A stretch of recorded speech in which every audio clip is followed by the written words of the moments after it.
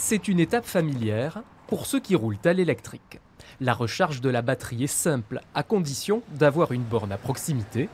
En Dordogne, le syndicat départemental des énergies, le SDE, propose plus de 300 points de charge sur tout le territoire. La majorité des bornes proposées par le SDE en Dordogne sont des bornes à recharge lente.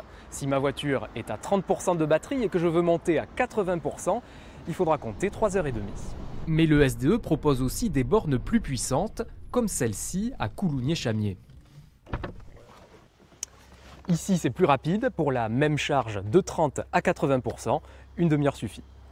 Des bornes comme celle-ci, le SDE a donc décidé d'en déployer une douzaine supplémentaires, surtout dans les zones délaissées par les opérateurs privés, comme ici, à la 12.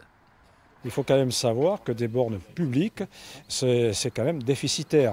Les communes ne peuvent pas s'engager sur un tel investissement, c'est compliqué, surtout les communes rurales. Donc le SDE a les moyens de subir ce déficit dans l'immédiat. Un investissement nécessaire, car de plus en plus de véhicules électriques sillonnent le département. C'est environ 30 700 charges sur l'année 2024. Au niveau du réseau Mobiv qui se concentre sur la Nouvelle-Aquitaine, on est le 4e département avec la fréquentation de bornes la plus importante. Une évolution prise en compte par certains employeurs qui, eux aussi, ont décidé d'installer des bornes de recharge pour leurs salariés. C'est le cas de la fromagerie Fromarsac, qui offre depuis l'hiver dernier la possibilité à ses employés de recharger à prix coûtant sur les horaires de travail. C'est l'accessibilité qu'on cherche.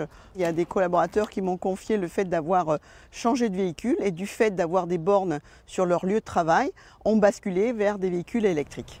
Une multiplication des possibilités de recharge qui accompagne une évolution du parc automobile, y compris loin des grandes métropoles.